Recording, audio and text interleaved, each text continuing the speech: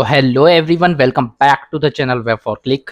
जैसा कि आपको पता है कि हमने यहाँ पे मॉडलिंग की क्लास स्टार्ट की है और पिछले एपिसोड में मैंने आपको बताया कि जब हम कोई मॉडलिंग स्टार्ट करते हैं तो कुछ बेसिक शॉर्टकट्स की हमें जरूरत पड़ती है, लेकिन अभी बहुत सारी ऐसी चीजें हैं जिसके बारे में आपको यहाँ पे जानना जरूरी है। एक सबसे ज्यादा इंपॉर्टेंट चीज मैं आपको बताना चाहूंगा कि जब भी हमको यहाँ पे एनिमेशन बनाते हैं तो हमें 4 तरह की चीजों की जरूरत वहां पे पड़ती है। सबसे पहला आता है हमारा इंटीरियर, उसके बाद में आता है एक्सटीरियर, तीसरा हमारा आता है यहाँ पे एनवायरमेंट और चौथा हमारा आता है कैरेक्टर्स। सीन की मॉडलिंग करने के बाद में हम यहाँ पे कैरेक्टर्स की मॉडलिंग सीखेंगे और सीन की मॉडलिंग के लिए सबसे पहले हमारी 3 चीजें यहाँ पे रह जाती हैं, इंटीरियर, एक्सटीरियर और एनवायरमेंट। तो चलिए इन तीनों के बारे में सबसे पहले यहाँ पे समझ लेते हैं। सबसे पहले उठाते हैं अपना एनवायरमेंट। तो जब भी हमको यहाँ पे एनिमेशन बनाने जाते हैं तो सबसे पहला जो हमारा स्टेप होता है वो होता है कि हमारा जो एनवायरमेंट है वो किस टाइप का होगा। अब एनवायरमेंट के एग्जांपल्स मैं आपको बताऊं कि जैसे कि हमारा यहाँ पे सिटी हो गई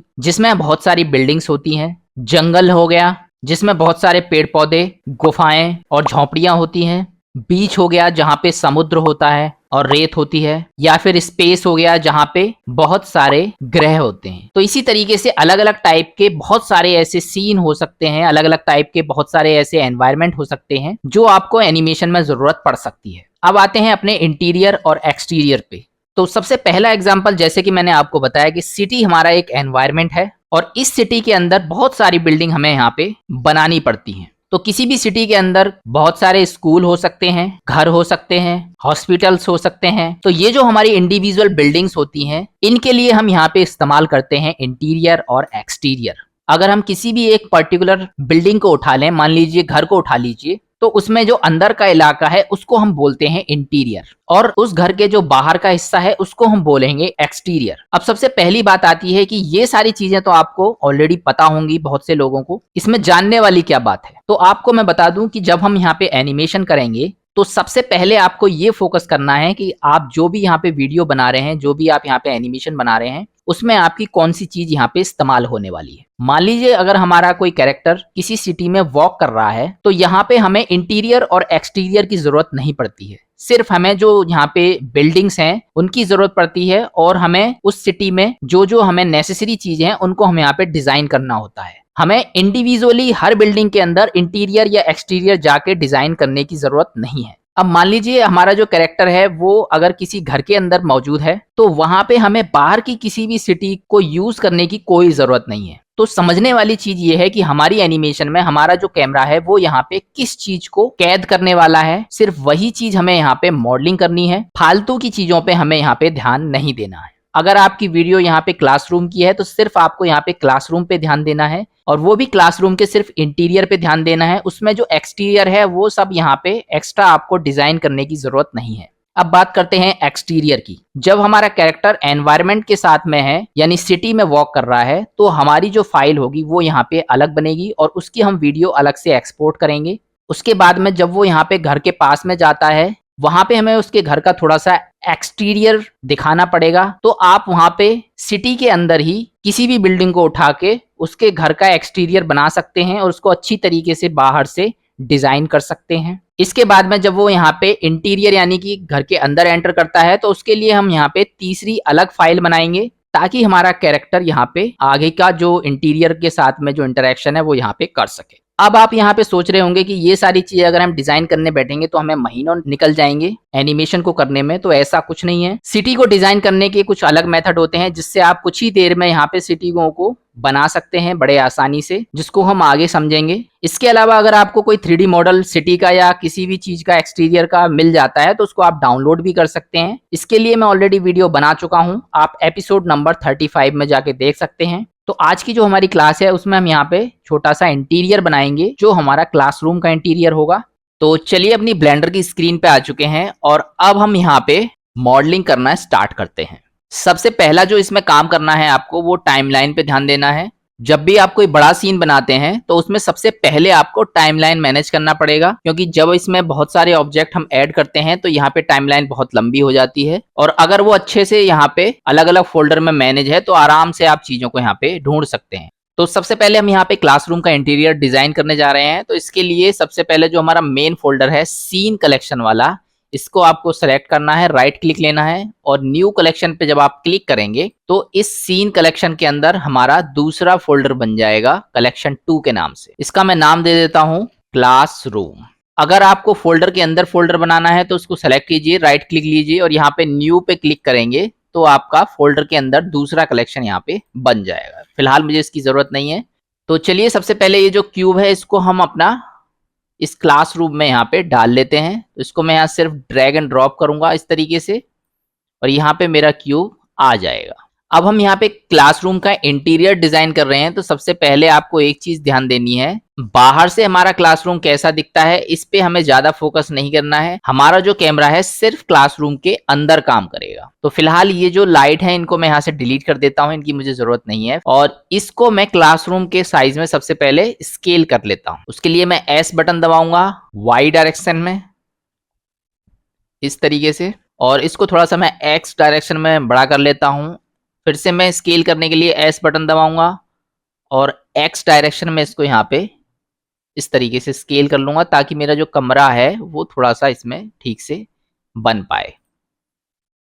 थोड़ा सा मैं इसको ऊपर से नीचे भी कर लेता हूँ, एस बटन दबाऊंगा और जेड बटन दबाऊंगा, इस तरीके से मैं यहाँ पे इसको कर लेता हूँ। अगर आपको यहाँ पे ये लाइन दिखाई नहीं देती है मॉडलिंग करते समय तो ये जो गिज्मो है इसमें आप देख सकते हैं कि कौन सी चीज मेरी किस जगह पे काम करेगी।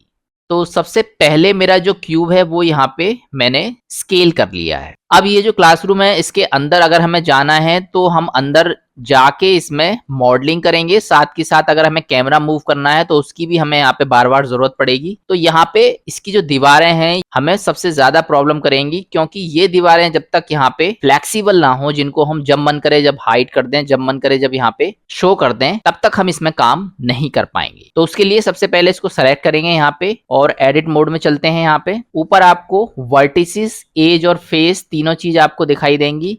इसमें हमें सेलेक्ट करना है फेस।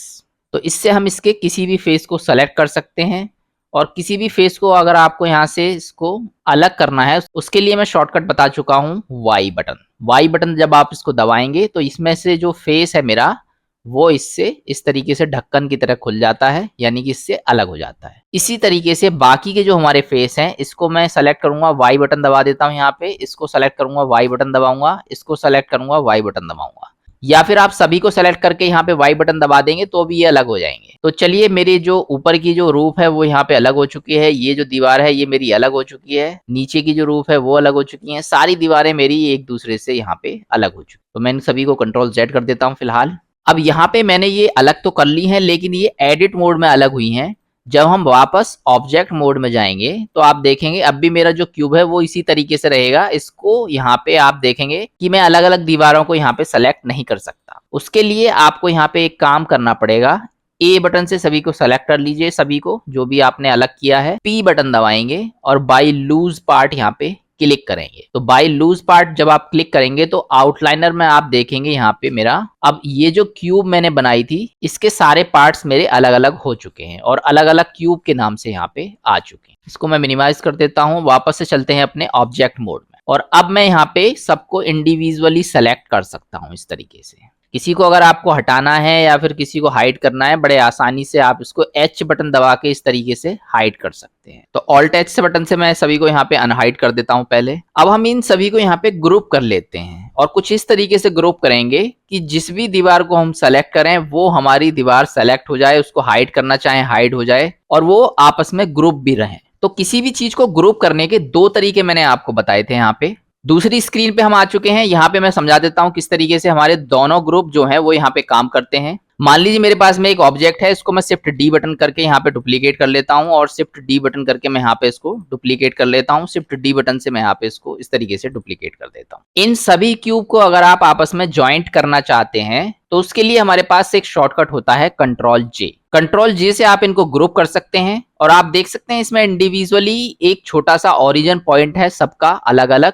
फिलहाल मेरा जो मेन ऑब्जेक्ट मैंने इसमें बना रखा है वो ये वाला बना रखा है। अगर मैं किसी और को मेन ऑब्जेक्ट बनाना चाहता हूं तो इस तरीके से बना सकता हूं। और मेन ऑब्जेक्ट बनाने से होगा क्या, मेन ऑब्जेक्ट बनाने से ये होगा कि जिस भी ऑब्जेक्ट को मैं यहाँ पे मेन ऑब्जेक्ट बनाऊंगा उससे ये सारे के सारे जो बाकी के ऑब्जेक्ट हैं इनके ओरिजिन पॉइंट इस वाले ओरिजिन पॉइंट में शिफ्ट हो जाएंगे। और जब मैं इनको घुमाऊंगा तो मेरा इसी क्यूब के चारों तरफ ये घूमेंगे। अगर मैं इसको यहाँ पे मेन ऑब्जेक्ट बनाता हूं तो मेरे सारे जो ऑब्जेक्ट हैं वो इस क्यूब के चारों तरफ घूमेंगे, क्योंकि ओरिजिन पॉइंट इसके अंदर है। फिलहाल जो मेन पॉइंट है मैं यहाँ पे इस वाले को बना देता हूं, और जैसे मैं इसको कंट्रोल जे बटन दबाऊंगा ये सारे आपस में ग्रुप हो जाएंगे। टाइमलाइन में अगर आप यहाँ पे देखेंगे तो ये पूरा का पूरा एक ही क्यूब बन जाएगा मेरा, बाकी के सारे क्यूब इसके अंदर पहुंच जाएंगे। तो अब मेरा ये देख सकते हैं ओरिजिन पॉइंट मेरा इसमें शिफ्ट हो चुका है। लेकिन अब मैं इनमें से किसी भी ऑब्जेक्ट को अगर सेलेक्ट करूंगा तो मेरा पूरा ऑब्जेक्ट यहाँ पे सेलेक्ट होगा। अगर मैं इंडिविजुअली किसी ऑब्जेक्ट को सेलेक्ट करके यूज करना चाहता हूँ अपनी एनिमेशन में या फिर कहीं दूसरी जगह पे शिफ्ट करना चाहता हूँ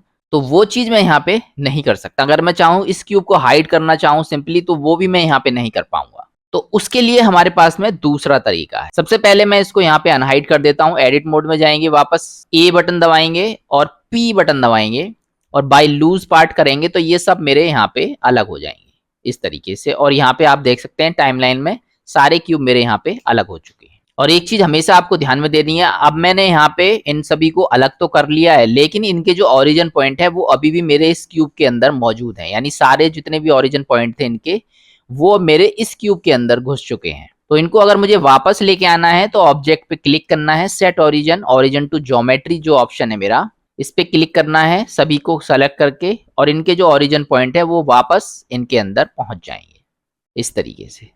तो अब मेरे जो ओरिजिन पॉइंट जो इसमें था वो अब इनके सबके अलग अलग अपनी जगह पे पहुंच गए। अब चलिए दूसरा इसमें ऑप्शन देख लेते हैं ज्वाइन करने का। अब मैं चाहता हूं कि मैं इनको कुछ इस तरीके से ज्वाइंट करूं कि ये आपस में ज्वाइंट भी रहें, और इनको मैं इंडिविजुअली सेलेक्ट करके अगर एनिमेशन में या कहीं पे यूज करना चाहता हूं तो उनको मैं यहाँ पे यूज कर सकूं, और उनको हाइड करना चाहता हूं तो हाइड कर सकूं। तो उसके लिए मेरे पास में एक शॉर्टकट होता है कंट्रोल पी। तो इन सभी को मैं यहाँ पे सेलेक्ट करूंगा, कंट्रोल पी बटन दबाऊंगा, और इसमें मुझे दूसरा वाला जो ऑप्शन है ऑब्जेक्ट कीप ट्रांसफॉर्म, इससे मैं इनको ग्रुप कर सकता हूं। लेकिन आपको सबसे पहले इनमें से एक मेन ऑब्जेक्ट बनाना पड़ेगा।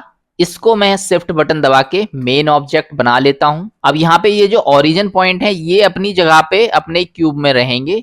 तो इसमें इस वाले क्यूब को मैंने यहाँ पे मेन ऑब्जेक्ट बनाया है, और मैं कंट्रोल पी बटन दबाऊंगा और ऑब्जेक्ट कीप ट्रांसफॉर्म करूंगा। तो यहाँ पे आप देखेंगे हल्की सी मेरी ये जो है लाइन बन जाएगी, जिसको हम बोलते हैं रिलेशनशिप लाइन। तो किसी भी ऑब्जेक्ट में जब ये लाइन बनी होती है तो आप समझ जाइए कि ये आपस में ग्रुप्ड हैं। और इसमें से अगर मैं इस क्यूब को इंडिविजुअली यूज करना चाहता हूँ, इसको तो आराम से सेलेक्ट कर सकता हूँ और अपने एनिमेशन में यूज कर सकता हूँ। केवल ये वाली जो क्यूब है ये मेरी पेरेंट क्यूब होती है, यानी जो इन सभी को यहाँ पे गाइड करती है। बाकी ये हमारी चाइल्ड क्यूब होती हैं। अब ये वाली जो क्यूब है इसके अकॉर्डिंग ये सारी क्यूब मेरी बिहेवियर करेंगी। अगर मुझे कहीं पे इसको खिसका के ले जाना है तो मैं यहाँ पे मेन क्यूब को लेके जाऊंगा, तब मेरी ये सारी क्यूब जाएंगी। अगर मैं इंडिविजुअली किसी को लेके जाऊंगा तो वो मेरी इंडिविजुअल जाएगी। तो इसीलिए मेन ऑब्जेक्ट जो है वो आपको ध्यान में रखना है, आपने किसको बनाया है। अगर आप इसको खींच के यहाँ पे ले जाना चाहते हैं या इसको स्केल करना चाहते हैं कि सारे के सारे स्केल हो जाएं अपने अकॉर्डिंग, तो एस बटन दबाएंगे तो आप देखेंगे सभी जो क्यूब हैं वो यहाँ पे स्केल हो जाएंगे। और जितना मैं इसको स्केल करूंगा बाकी सभी अपने स्केल हो जाएंगे। इंडिविजुअली अगर मैं सेलेक्ट करके इसको स्केल करूंगा तो ये अपना केवल सिंगल स्केल होगा। तो इस चीज का आपको ध्यान में रखना है।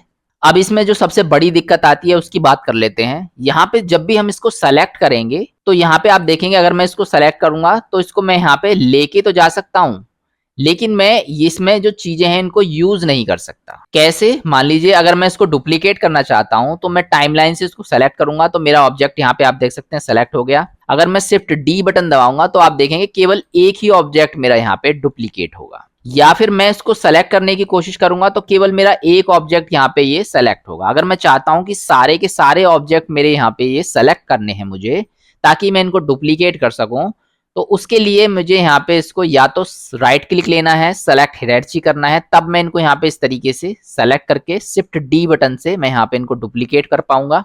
या फिर हो सकता है आपके बहुत सारे ऑब्जेक्ट यहाँ पे हो जाएं और बार बार आपको सेलेक्ट करने में दिक्कत हो, तो उसके लिए हमारे पास में एक छोटा सा शॉर्टकट होता है, और ये शॉर्टकट बहुत ही ज्यादा इंपॉर्टेंट है, आपको ध्यान में रखना है। वो है हमारा कीबोर्ड का ब्रैकेट वाला क्लोज करने वाला बटन। यानी कि क्लोज ब्रैकेट जो है उससे हम यहाँ पे इसके चाइल्ड को सेलेक्ट कर सकते हैं। अगर मैं यहाँ पे इसको सेलेक्ट करना चाहता हूं तो इसका जो मेन ऑब्जेक्ट है उसको आप सेलेक्ट कीजिए जो आपने ऊपर से किया है। अगर मैं डायरेक्टली यहाँ पे बंद करने वाला जो मेरा ब्रैकेट वाला बटन है उसको दबाऊंगा तो इसके चाइल्ड मेरे यहाँ पे सेलेक्ट होंगे। आप देख सकते हैं चाइल्ड मेरे सेलेक्ट हो रहे हैं, जो मेरा मेन ऑब्जेक्ट है वो यहाँ से गायब हो चुका है, मतलब वो यहाँ से डीसेलेक्ट हो चुका है। अगर मैं सभी को सेलेक्ट करना चाहता हूं यहाँ पे तो अपना मेन ऑब्जेक्ट सेलेक्ट करूंगा और शिफ्ट के साथ में जो ब्रैकेट क्लोज करने वाला बटन है उसको दबाऊंगा, तब ये मेरे यहाँ पे ये सभी सेलेक्ट होंगे। और अब मैं इनको यहाँ पे शिफ्ट डी बटन से डुप्लीकेट कर सकता हूँ इस तरीके से। तो किसी को भी अगर आपको यहाँ पे डुप्लीकेट करना है किसी इंडिविजुअली, तो इसको आप तभी डुप्लीकेट कर पाएंगे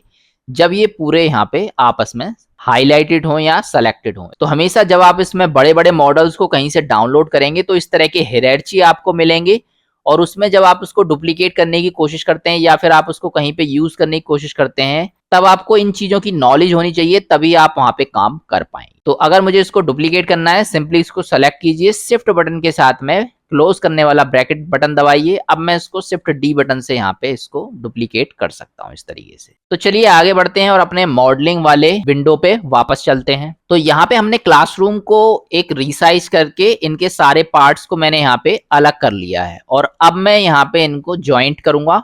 इसमें आप देख सकते हैं बहुत सारी क्यूब मेरी यहाँ पे आ चुकी हैं, और जब मैं इनको यहाँ पे कंट्रोल पी बटन दबा के कीप ट्रांसफॉर्म से ग्रुप करूंगा तो जिसको भी यहाँ पे मेन ऑब्जेक्ट बनाऊंगा वो मुझे पता होना चाहिए कि मेन ऑब्जेक्ट कौन सा है, क्योंकि सारे के सारे जितने बाकी के आपके ऑब्जेक्ट होंगे वो उसी के अंदर चले जाते हैं, और केवल उसी को सेलेक्ट करके आप यहाँ पे चीजों को इधर उधर ले जा सकते हैं या स्केल कर सकते हैं। तो मैं इसकी जो रूफ है, यानी कि जो भी चीज आपको सिलेक्शन करने में आसानी होती है उसको आप यहाँ पे मेन ऑब्जेक्ट बनाइए हमेशा। तो मैं इसकी जो रूफ है इसको मैं यहाँ पे मेन ऑब्जेक्ट बनाऊंगा, और पूरे को जब मैं यहाँ पे सेलेक्ट करूंगा, ऊपर वाली जो रूफ है ऑलरेडी मेरी यहाँ पे मेन ऑब्जेक्ट बन के आ रही है। अगर ये मेन ऑब्जेक्ट नहीं बन के आती है तो शिफ्ट बटन दबा के आप इस पे क्लिक कर सकते हैं इस तरीके से, और इसको मेन ऑब्जेक्ट बना सकते हैं। अब सिंपली मैं कंट्रोल पी बटन दबाऊंगा और कीप ट्रांसफॉर्म पे क्लिक करूंगा तो मेरे सारे के सारे जो बाकी के क्यूब हैं, यानी बाकी की जितनी भी इसमें फेसेस बचे हैं, वो ऑटोमेटिकली यहाँ पे इसके अंदर चले जाएंगे। अब टाइमलाइन में अगर मैं आपको खोल के दिखाऊंगा यहाँ पे, तो क्यूब के अंदर हमें सारे क्यूब मिल जाएंगे। अब इसका जो नाम है वो मैं यहाँ पे डाल देता हूँ हाउस,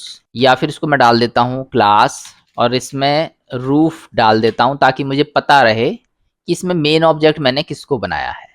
अब आप देख सकते हैं अगर मैं रूफ को यहाँ पे सेलेक्ट करूंगा, अगर मैं इसको स्केल करना चाहता हूं तो एस बटन दबा के मैं इसको एक्स डायरेक्शन में थोड़ा सा स्केल करके दिखा देता हूं आपको। केवल रूफ को मुझे यहाँ पे स्केल करना है, सारी चीजें ऑटोमेटिकली इसके साथ स्केल हो जाएंगी। अगर मुझे कहीं पे इसको शिफ्ट करना है, सिंपली अपने रूफ को ले जाइए, सारी चीजें ऑटोमेटिकली चली जाएंगी। इंडिविजुअली अगर आप किसी फेस को सेलेक्ट करेंगे तो वो इंडिविजुअली रिएक्ट करेगा, यानी कि वो अलग रिएक्ट करेगा। और इसमें आप लाइन देख सकते हैं, इस लाइन से मेरा ये यहाँ पे कनेक्टेड है। यहाँ से मैं जिन चीजों की मुझे अभी जरूरत नहीं है उनको मैं हटा देता हूँ। एच बटन से इनको हटाऊंगा, यहाँ पे इसको एच बटन से हाइड कर देता हूँ, और एच बटन से रूफ को भी मैं थोड़ी देर के लिए हाइड कर सकता हूँ इस तरीके से। बाकी सारे फेस मेरे एज इट इज यहाँ पे रहेंगे। इसमें सबसे पहले तो आप देख सकते हैं ये जो मैंने यहाँ पे सेलेक्ट किया है बिल्कुल पतला सा फेस है, और जब हम क्लासरूम बनाते हैं वहां पे हमें खिड़की दरवाजे भी बनाने पड़ते हैं जिसमें थोड़ी सी मोटाई होनी चाहिए। तो सबसे पहले तो हम इसमें कुछ मॉडिफायर का इस्तेमाल करेंगे ताकि इसकी जो दीवार है थोड़ा सा मोटा हो जाए। तो ऑल्ट एच बटन से पहले मैं यहाँ पे सभी को लेके आऊंगा वापस, और सबको सेलेक्ट करके इसमें एक मॉडिफायर का इस्तेमाल करूंगा जो मैं ऑलरेडी आपको पिछली क्लास में बता चुका हूं। सिंपली आपको यहाँ पे मॉडिफायर्स में जाना है, मॉडिफायर प्रॉपर्टीज में, और यहाँ आपको एक ऑप्शन मिल जाता है सॉलिडिफाई मॉडिफायर। इसको मैं एच बटन से हाइड कर देता हूँ थोड़ी देर के लिए। सबसे पहले मैं एक चीज आपको बता दूं कि जब भी हम यहाँ पे कोई मॉडिफायर इस्तेमाल करते हैं तो मॉडिफायर कभी भी यहाँ पे सभी में एक साथ इस्तेमाल नहीं कर सकते, क्योंकि ये सारे ऑब्जेक्ट मेरे अलग अलग हैं। अब मैं यहाँ पे आपको अगर मॉडिफायर को इस्तेमाल करके दिखाऊंगा, सभी को मैं सेलेक्ट कर लेता हूँ और मॉडिफायर यहाँ पे इस्तेमाल करूंगा सॉलिडिफाई मॉडिफायर। तो आप देखेंगे मॉडिफायर इसमें अप्लाई तो हो जाएगा लेकिन काम नहीं करेगा। मॉडिफायर वास्तव में इसमें काम तो कर रहा है लेकिन वो उसमें काम करेगा जो इसमें आपने मेन ऑब्जेक्ट बना रखा है, और मेन ऑब्जेक्ट जो हमने बनाया था वो इसमें रूफ को बनाया था। अगर मैं इसको यहाँ पे रूफ को आपको दिखाऊंगा, इसको क्लिक करके यहाँ पे मैं ये वाला जो साइड वाला है इसको हाइड कर देता हूँ। देख सकते हैं इसमें जो हल्की सी मोटाई है वो यहाँ पे आ चुकी है, तो केवल इसके मेन ऑब्जेक्ट में जाएगा। इस तरीके से मोटा करके दिखा देता हूँ आपको, इसके नीचे वालों में ये नहीं जाएगा। अब इसका क्या सॉल्यूशन है आइए देख लेते हैं। तो इसके लिए आपको कुछ नहीं करना है, आप देख सकते हैं मैंने ये इसके रूफ में तो ऑलरेडी यहाँ पे यूज कर लिया है मॉडिफायर। मोटाई मैं इसकी यहाँ पे कम कर देता हूँ, 0.02 रख लेता हूँ। 0.02 मुझे अब इसकी मोटाई रखनी है हर एक की। तो उसके लिए सिंपली मुझे कुछ नहीं करना है, ऑल्ट एस से पहले मैं इसको अनहाइड कर देता हूँ और सभी को मुझे सेलेक्ट करना है इसमें। और मैं चाहता हूँ कि जो भी मैंने मॉडिफायर रूफ में अप्लाई किया है वो बाकी सारे में ऑटोमेटिकली अप्लाई हो जाए। उसके लिए मुझे कुछ नहीं करना है, कंट्रोल एल बटन दबाना है और इसमें मुझे एक ऑप्शन मिल जाता है कॉपी मॉडिफायर। और कॉपी मॉडिफायर पे जैसे ही आप क्लिक करेंगे सभी में ऑटोमेटिकली ये हमारा मॉडिफायर अप्लाई हो जाएगा। तो इस तरीके से आप यहाँ पे एक मॉडिफायर को इसके सारे के सारे जितने भी हियरार्ची होंगे सभी में इस्तेमाल कर सकते हैं। अब 1 बटन दबाऊंगा मैं यहाँ पे और इसको थोड़ा सा साइड कर लेता हूँ इस तरीके से, और इसको मैं H बटन से यहाँ पे हाइड कर देता हूँ। और अब हम यहाँ पे अंदर के जो मॉडल्स हैं इसमें यहाँ पे बनाएंगे। सबसे पहले कोई भी चीज अगर आपको यहाँ पे डिजाइन करनी है तो आपको सबसे पहले उसके सैंपल्स देखने हैं। अब यहाँ पे जो हम क्लासरूम डिजाइन करने जा रहे हैं, अगर आप गूगल में सर्च करेंगे तो आपको सर्च करना है क्लासरूम, और उसमें आपको 3D मॉडल्स में भी देखना है और रियलिटी में जो हमारे क्लासरूम है उनको भी देखना है। तो 3D मॉडल्स में आप चेक करेंगे वहां पे तो बहुत सारी चीजें जो क्लासरूम के लिए नेसेसरी होती हैं, जैसे कि हमारे ब्लैक बोर्ड हो गया, यहाँ पे टेबल हो गई, चेयर हो गई, ये सारी चीजें आपको यहाँ पे सर्च करके देखनी है उसमें, तब आपको यहाँ पे ये मॉडलिंग करनी है। तो सबसे पहला और इम्पोर्टेंट चीज हमारा ब्लैक बोर्ड है। तो चलिए सबसे पहले एक ब्लैक बोर्ड बना लेते हैं यहाँ पे।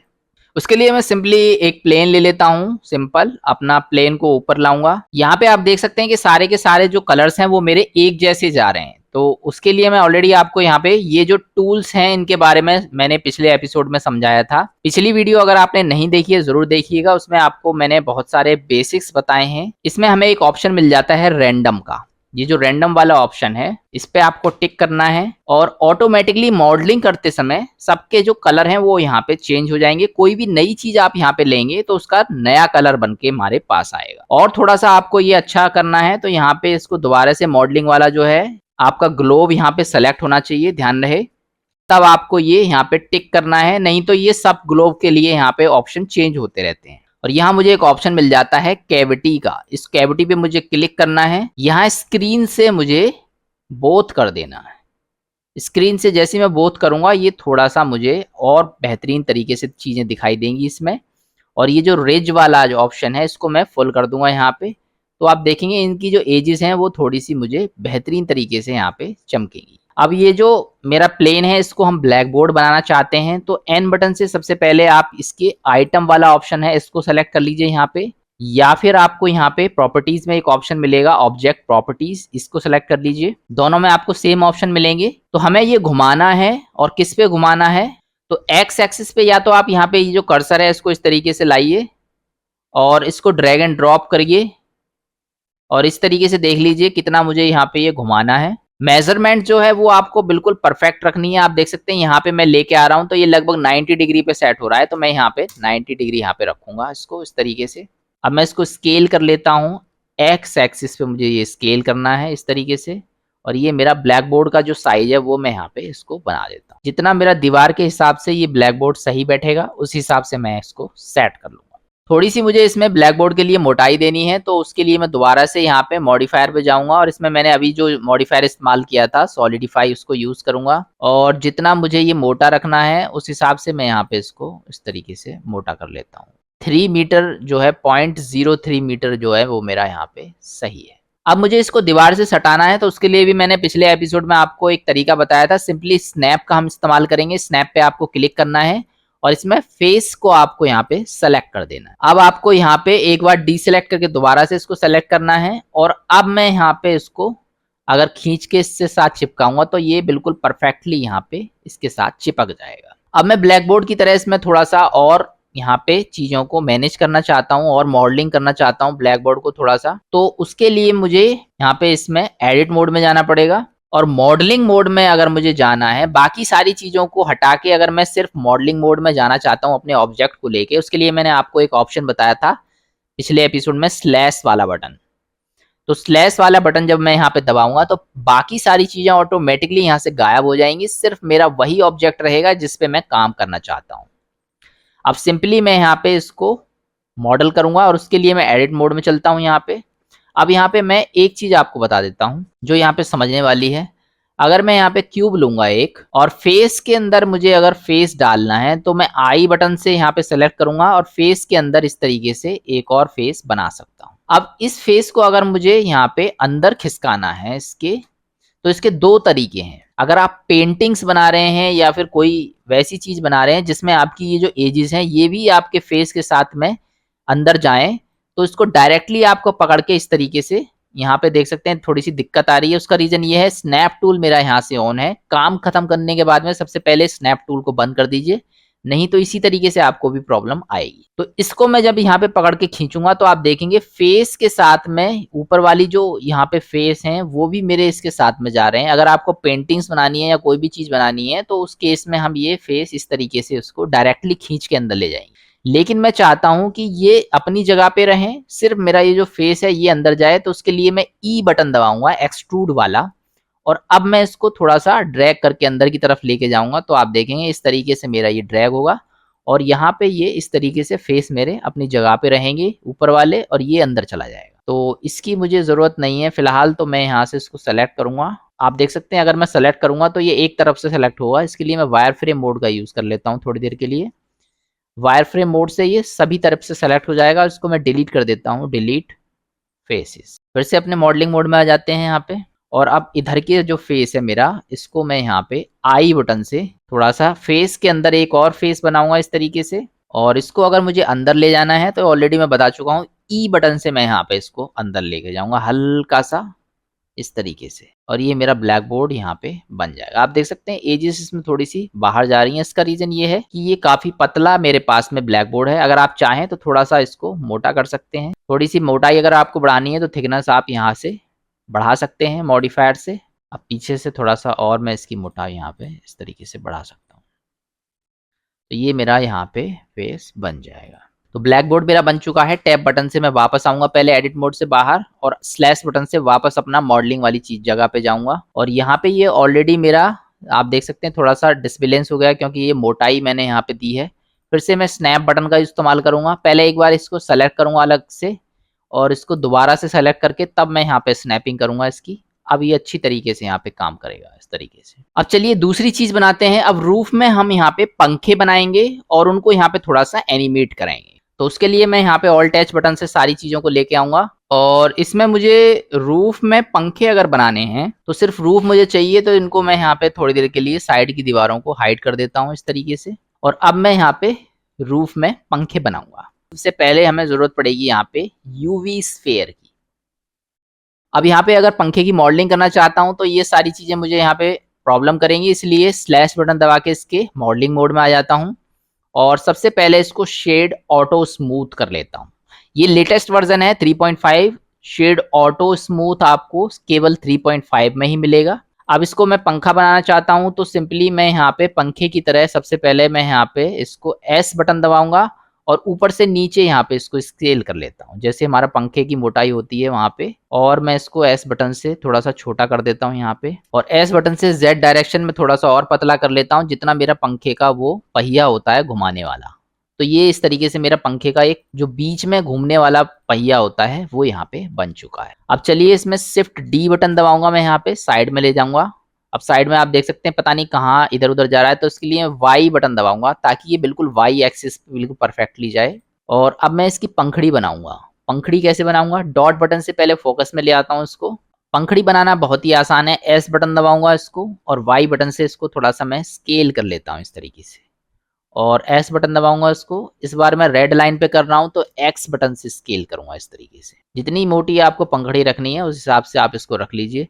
अब पंखड़ी की जो मोटाई है वो बिल्कुल पतली होती है और इसकी थोड़ी सी मोटी होती है, तो इसको मैं यहाँ पे पंखड़ी को एस बटन से जेड डायरेक्शन यानी ऊपर से नीचे बिल्कुल पतला चिपका लूंगा एकदम। अब हमारी पहली पंखड़ी यहाँ पे बन चुकी है। इसको थोड़ा सा स्केल कर लेता हूँ मैं एस बटन से, और एस बटन से वाई बटन में थोड़ा सा और इसको थोड़ा सा छोटा कर देता हूँ, और इसको यहाँ पे मैं इसके अंदर सेट कर देता हूँ इस तरीके से। अब आप देख सकते हैं जो मेरा 3D कर्सर है वो अपनी जगह से हिल गया है, तो मैं इसको शिफ्ट एस बटन दबाऊंगा। और जब भी आपका अपना डिफॉल्ट पोजीशन में ले जाना है 3D कर्सर को, तो कर्सर टू वर्ड ओरिजिन पे करूंगा, तो आप देख सकते हैं ये 3D कर्सर मेरा वर्ड ओरिजिन पे चला जाएगा।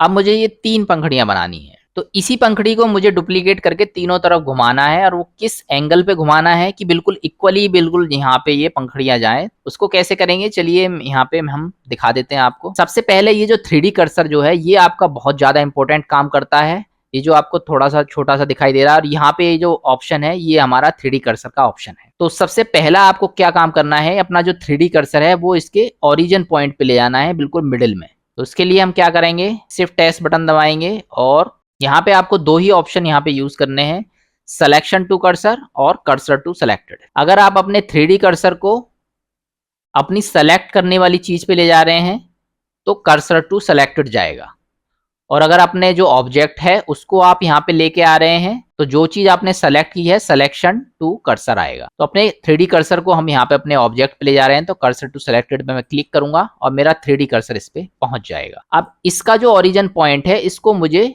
इसके 3D कर्सर पे पहुंचाना है, तो उसके लिए ऑब्जेक्ट में जाऊंगा, सेट ओरिजिन पे क्लिक करूंगा, और यहाँ पे मुझे ओरिजिन के पॉइंट मिल जाते हैं, यानी ओरिजिन के जो ऑप्शन है वो मिल जाते हैं। तो यहाँ मुझे एक ऑप्शन मिलेगा origin to 3D cursor. Origin to 3D cursor पे जब मैं क्लिक करूंगा तो हमारा जो ओरिजिन होगा इस ऑब्जेक्ट का वो 3D कर्सर पे चला जाएगा, और अब मेरा ये ऑब्जेक्ट इस 3D कर्सर के चारों तरफ ही यहाँ पे घूमेगा। तो अब मुझे एक दूसरी पंखड़ी बनानी है जो बिल्कुल इक्वली इसके साइड में आए। तो उसके लिए क्या करेंगे, हमारा जो पूरा चक्कर होता है वो यहाँ पे होता है 360 डिग्री का, यानी 360 डिग्री का पूरा चक्कर होता है हमारा, और हमारी 3 पंखड़ियां हैं तो उसको 3 से डिवाइड करना पड़ेगा हमको, तब हमारे ये इक्वली यहाँ पे आएंगे। तो फिर से आपको यहाँ पे इसमें जाना पड़ेगा ऑप्शन में, या फिर आप एन बटन दबाएंगे तो यहाँ पे ऑप्शन आ जाते हैं आपके। और रोटेट कहाँ पे करना है, जेड एक्सिस पे करना है, ऊपर से नीचे। तो सबसे पहले शिफ्ट डी बटन से यहाँ पे डुप्लीकेट ले लीजिए, शिफ्ट डी बटन दबा के डायरेक्टली आपको क्लिक करना है, कहीं पे हिलाना नहीं है, तो पंखा आपका दूसरी जगह पहुंच जाएगा। तो अब मेरे ये डबल पंखे बन चुके हैं यहाँ पे। अब जो मेरा मैंने डुप्लीकेट किया है उसको मुझे यहाँ पे घुमा के दूसरे उस पे लेके आना है, तो जेड डायरेक्शन में जाना है इस तरीके से। अब यहाँ पे मुझे बिल्कुल इक्वली लेके आना है, तो मैंने अभी आपको बताया पूरा चक्कर जो है वो 360 डिग्री का होता है, और इसको हम 3 पंखड़ी में डिवाइड कर रहे हैं, तो 3 से मैं इसको डिवाइड करूंगा। कैलकुलेशन ऑटोमेटिकली ये कैलकुलेटर की तरह कर लेता है। सिंपली मैं यहाँ पे क्लिक करूंगा और देखा आपने 120 इसने यहाँ पे ये बना दिया, और मेरा जो पंखा है वो 120 डिग्री पे यहाँ पे पहुंच चुका है। अब दूसरा जो पंखा है इसको मैं शिफ्ट डी से क्लिक करूंगा और दोबारा से क्लिक कर लेता हूं, तो मेरा यहाँ पे एक डुप्लीकेट आ चुका है। और अब मैं यहाँ पे इसको दोबारा से 120 डिग्री पे आगे लाऊंगा, तो 120 डिग्री तो मेरा ऑलरेडी है, इसमें मैं प्लस का बटन दबा के 120 डिग्री और ऐड कर देता हूँ ताकि मेरा 120 डिग्री पे आगे पहुंच जाए। अगर आप यहाँ पे बिल्कुल नंबर से कैलकुलेशन करेंगे गणित के हिसाब से तो आपकी चीजें बिल्कुल परफेक्टली यहाँ पे काम करेंगी। अब मुझे इसके ऊपर का जो हिस्सा है वो यहाँ पे बनाना है, तो शिफ्ट ए बटन दबा के सबसे पहले मैं यहाँ पे ले देता हूँ एक सिलेंडर। एस बटन से इसको छोटा कर लेता हूँ जितनी मुझे इसमें सिलेंडर की जरूरत है पंखे पे। तो चलिए सबसे पहले इसको यहाँ पे राइट क्लिक लेके शेड ऑटो स्मूथ कर लेता हूँ डायरेक्टली मैं इस बार, और इसको मैं यहाँ पे थोड़ा सा ऊपर से राउंड करूंगा। उसके लिए मुझे जाना है एडिट मोड में, और एडिट मोड में जाने के बाद में मुझे कुछ नहीं करना है। सबसे पहले जो फेस मेरा सेलेक्टेड है ऊपर वाला फेस सेलेक्ट कर लूंगा यहाँ पे, और कंट्रोल बी यानी कि बेवल वाला जो मेरा ऑप्शन है इसको मैं चूज करूंगा। ये सारे के सारे मॉडलिंग वाले टूल्स आपको अच्छी तरीके से आने चाहिए। अगर आपको नहीं आते हैं तो आप मेरी स्टार्टिंग की क्लासेस देख सकते हैं, एपिसोड नंबर 1 से लेके एपिसोड नंबर 11 तक। जब आप इसको अच्छी तरीके से प्रैक्टिस करेंगे तो ये सारे टूल्स आपके हाथों पे रट जाएंगे। तो इसके लिए मैं कंट्रोल बी बटन दबाऊंगा, कंट्रोल बी बटन दबा के इसको थोड़ा सा नीचे की तरफ खींचूंगा, तो इस तरीके से मेरी चीजें यहाँ पे आएंगी। अगर आप इसको घुमाना चाहते हैं यानी राउंड करना चाहते हैं तो अपने माउस का जो स्क्रॉल व्हील है वो आपको यहाँ पे घुमाना है। जितना आप इसको राउंड करना चाहते हैं उतना अपने माउस का स्क्रॉल घुमाइए और उतना ये यहाँ पे गोल हो जाएगा। जब आपका काम खत्म हो जाए तब आपको क्लिक करना है, बीच में कहीं पे भी आपको क्लिक नहीं करना है। क्लिक करने के बाद भी अगर आपको लगता है कि इसमें कुछ कमी रह गई है तो यहाँ पे नीचे की तरफ एक नई विंडो बन जाती है, उसको आप यहाँ पे मैनेज कर सकते हैं। तो ये मेरा यहाँ पे इस तरीके से गोल हो जाएगा। वापस से अपने ऑब्जेक्ट मोड में आएंगे और ये मेरा यहाँ पे बन चुका है। एस बटन से थोड़ा सा मैं और इसको थोड़ा सा स्केल कर लेता हूँ ऊपर से नीचे। अगर आपको यहाँ पे इसको बढ़ाना है तो एस बटन से जेड डायरेक्शन में आपको लेके जाना है इसको इस तरीके से। थोड़ा सा मैं यहाँ पे इसको इस तरीके से सेट कर दूंगा। तो ये मेरा यहाँ पे इसके ऊपर का एक जो होता है वो बन चुका है। अब मुझे सिर्फ इसमें एक पाइप लगानी है, यहाँ पे शिफ्ट ए बटन दबाना है और एक सिलेंडर ले लेना है। इसको स्केल कर लेते हैं छोटा, बिल्कुल जितना मुझे ज़रूरत पड़ती है पाइप की, एस बटन से और छोटा कर देता हूँ मैं इसको। और ऊपर से नीचे अगर आपको करना है तो एस बटन से जेड डायरेक्शन में इस तरीके से आप यहाँ पे इसको पाइप को कर सकते हैं। यहाँ पे आप देख सकते हैं ये स्नैप टूल हमेशा आपको दिक्कत करेगा, हमेशा इसको बंद कर दीजिए। अब आप देखेंगे यहाँ पे हमारे इतने सारे ऑब्जेक्ट आ चुके हैं, तो उसके इतने सारे यहाँ पे ये अलग अलग इनके मॉडल बन चुके हैं। तो जिस तरीके से हमने यहाँ पे ये जो क्लास रूफ है इसको ग्रुप किया था, उसी तरीके से इनको भी यहाँ पे ग्रुप कर लेते हैं और देखते हैं ग्रुप करने का क्या तरीका है। अब यहाँ पे आप देख सकते हैं ग्रुप करने में सबसे पहले एक चीज आपको ध्यान देनी है कि क्या आपका ये कहीं पे यूज होगा।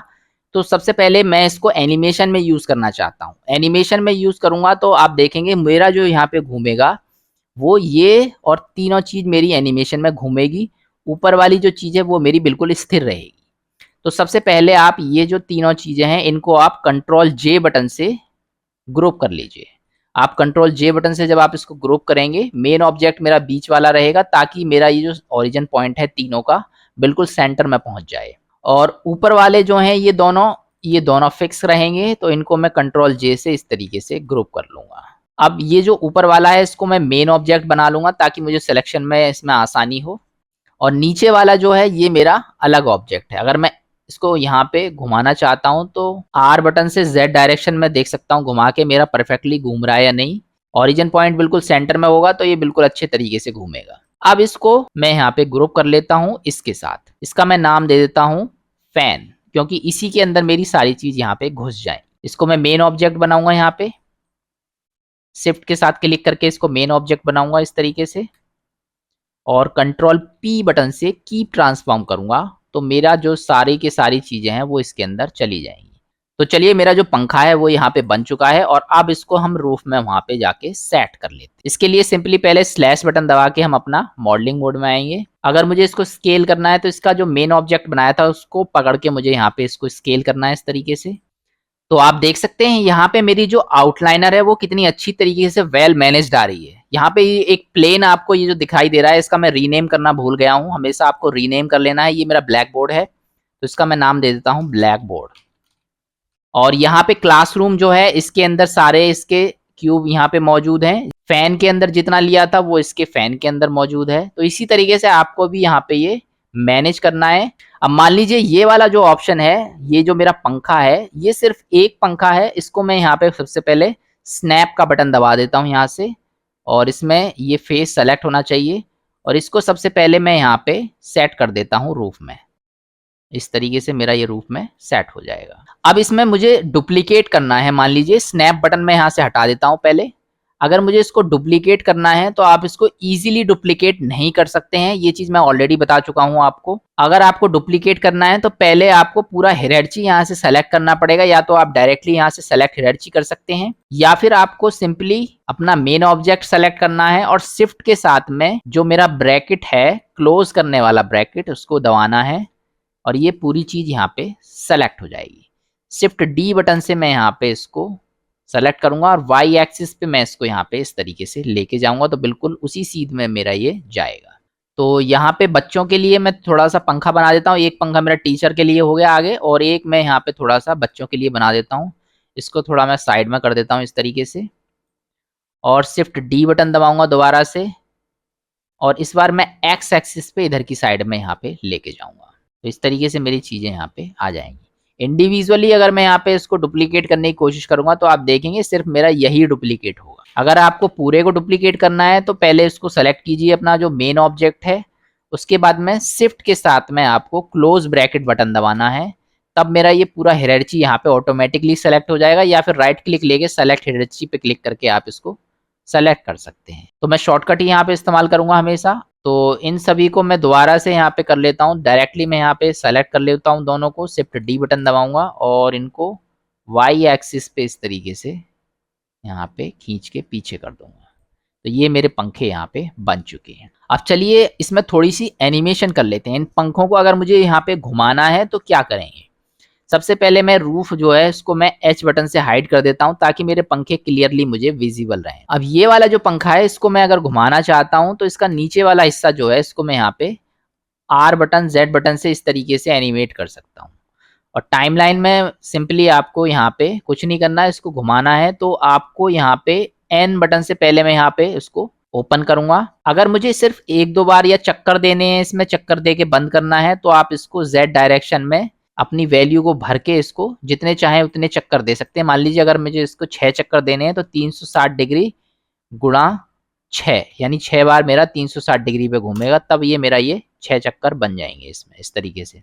मान लीजिए अगर आप इसको इंडिविजुअल घुमाना चाहते हैं तो की फ्रेम से घुमा सकते हैं, लेकिन इसका बहुत ही आसान तरीका मैं आपको बताऊंगा घुमाने का, जिससे ये परमानेंटली घूमता रहेगा। ये मैं ऑलरेडी आपको एक बार बता भी चुका हूं। इसमें इजीली आपको यहाँ पे सेलेक्ट करना है जिसको भी आपको घुमाना है, और जेड एक्सिस पे आपको यहाँ पे इस तरीके से ये घुमाना है। पहले एक बार इसको ड्रैग एंड ड्रॉप करके देख लीजिए ठीक से घूम रहा है या नहीं। उसके बाद इस पे क्लिक कीजिए। यहाँ पे इसमें आपको सिर्फ एक टेक्स्ट टाइप करना है, हेयर्स वाला बटन, और उसके बाद FRAME फ्रेम नाम से यहाँ पे लिख देना है। ये हमारा छोटा सा स्क्रिप्ट होता है ड्राइवर्स का। जैसे ही मैं यहाँ पे इसको एंटर करूंगा, अब मेरा यहाँ पे ये एनिमेशन इसमें अप्लाई हो चुकी है। और जब तक आपका यहाँ पे ये टाइमलाइन चलता रहेगा तब तक ये मेरा पंखा घूमेगा। इसमें देखेंगे आप इसको, अगर मैं इसको प्ले करूंगा तो आप देखेंगे मेरा पंखा यहाँ पे इस तरीके से पूरी एनिमेशन में जहां पे भी आप यूज करना चाहते हैं वहां पे जब तक मेरा टाइमलाइन ऑन होगा वैसे ये मेरा यहाँ पे घूमना स्टार्ट कर देगा। तो इसी तरीके से सारे पंखे अगर आपको चलाने हैं तो सिंपली आपको यहाँ पे उसको सेलेक्ट कर लीजिए और इसमें आपको टाइप करना है हेयर्स फ्रेम और एंटर मारना है, और यहाँ पे आपकी जो एनिमेशन है वो इस तरीके से ऑन हो जाएगी। सब में इंडिविजुअली आपको टाइप करना है, किसी में कॉपी पेस्ट नहीं करना है यहाँ पे, नहीं तो आपको प्रॉब्लम आ सकती है। तो मैं सभी पंखों में यहाँ पे हेयर्स फ्रेम यहाँ पे अप्लाई कर देता हूँ और इस तरीके से मेरा यहाँ पे ये सारे पंखे घूमने लगे हैं। एक पंखा मेरा बच चुका है यहाँ पे। अगर आपका ये यहाँ पे अप्लाई नहीं हो रहा तो पहले डिलीट ड्राइवर्स कर दीजिए यहाँ से, और अब इसमें यहाँ पे आपको हेयर्स बटन दबाना है और फ्रेम। अब मेरा ये इसमें अप्लाई हो चुका है। इस तरीके से मेरे सारे पंखे यहाँ पे घूमने लगे। अब आप देख सकते हैं जब आप यहाँ पे मॉडलिंग में बहुत सारी चीजें बना लेते हैं तो वहां पे आपका टाइमलाइन पे ध्यान देना है अगेन आपको दोबारा से। अब ये जो फैन है वो बहुत सारे यहाँ पे हो चुके हैं मेरे। तो सबसे पहले मैं जो रूफ है इसको यहाँ पे अनहाइड कर देता हूँ, और इन सभी के सभी पंखों को अगर मुझे यहाँ पे आपस में कनेक्ट करना है तो मैं एक और यहाँ पे एम्प्टी ले लेता हूँ। शिफ्ट A बटन दबाऊंगा। यहाँ पे आपको जाना है एम्प्टी वाले ऑप्शन में और यहाँ पे प्लेन एक्सिस पे क्लिक करना है। यहाँ पे मेरा एक एम्प्टी आ जाएगा। इसको आप स्केल करना चाहते हैं तो स्केल कर लीजिए, अदरवाइज आप इसको एज इट इज छोड़ दीजिए। अब ये सारे पंखे जो हैं वो मैं इस एम्प्टी के साथ यहाँ पे कनेक्ट करूंगा और इस एम्प्टी के अंदर इसको भेज दूंगा। यहाँ पे आप देख सकते हैं मेरा जो फोल्डर है एम्प्टी का, इसके अंदर ये सारे पंखे मुझे भेजने हैं। तो मुझे सिंपली कुछ नहीं करना है, इसमें इनके साथ इसको कनेक्ट कर देना है। ड्रैग एंड ड्रॉप करके इस तरीके से यहाँ पे इसको सेलेक्ट कर सकता हूँ। ध्यान रहे आपकी जो रूफ है वो इसमें सेलेक्ट नहीं होनी चाहिए, सिर्फ मेरे पंखे और ये जो मेरा एम्प्टी है ये सेलेक्ट होना चाहिए। ये वाला पंखा मेरा मेन ऑब्जेक्ट बन के आ रहा है तो मैं एम्प्टी को मेन ऑब्जेक्ट बना देता हूँ यहाँ पे, और उसी तरीके से कंट्रोल P बटन दबाऊंगा और ऑब्जेक्ट की ट्रांसफॉर्म पे क्लिक कर दूंगा। तो आप देखेंगे अब ये सारे पंखे मेरे इससे कनेक्ट हो गए हैं। और यहाँ जब भी मुझे पंखे को थोड़ा बहुत एडजस्ट करना है तो इससे हम यहाँ पे इस तरीके से कर सकते हैं। प्ले करेंगे तो ये सारे पंखे ऑटोमेटिकली हमारे घूमेंगे। हमेशा कभी भी मॉडलिंग होती है तो वो इसी तरीके से यहाँ पे वेल मैनेज्ड ग्रुप के साथ आपको मिलेगी। कभी भी आप यहाँ पे मॉडल डाउनलोड करेंगे इसी तरीके से वो यहाँ पे ग्रुप किए जाते हैं। तो एम्प्टी जो है इसका मैं नाम चेंज कर देता हूँ और ये मेरा हो जाएगा फैन, और इसके अंदर हमारे सारे के सारे यहाँ पे फैन मौजूद है। फैन मैंने नाम ऑलरेडी किसी का नाम रख दिया है इसलिए यहाँ पे ये फैन 005 आ रहा है। तो मैं फैन ग्रुप नाम डाल देता हूँ, फैन डॉट ग्रुप। तो ये पता रहेगा कि मेरा ये सारे फैन इसके अंदर है। सारे पंखे आपको हाइड करने हैं अगर थोड़ी बहुत देर के लिए, तो मैं आपको बता चुका हूँ। सिंपली आपको शिफ्ट के साथ में इस पे क्लिक करना है, सब पंखे गायब हो जाएंगे। अगर आप सिर्फ इसको यहाँ पे गायब करेंगे तो सिर्फ मेरा एम्प्टी गायब होगा, कभी भी आपकी अंदर की चीज इसमें गायब नहीं होती है। शिफ्ट के साथ इसको क्लिक करेंगे तो मेरा पूरा गायब हो जाएगा ये। इन चीजों को आपको विशेष ध्यान देना है।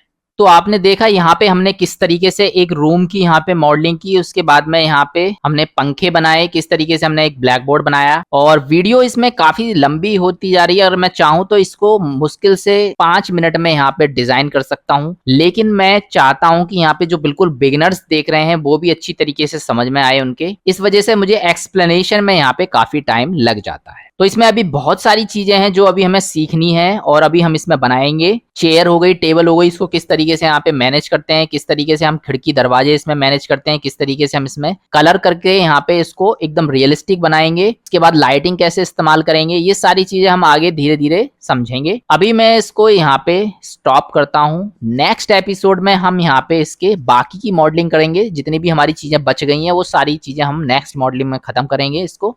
तो मिलते हैं नेक्स्ट एपिसोड में नए कॉन्सेप्ट के साथ में, तब तक के लिए goodbye. If you like this video, please like, share, and subscribe.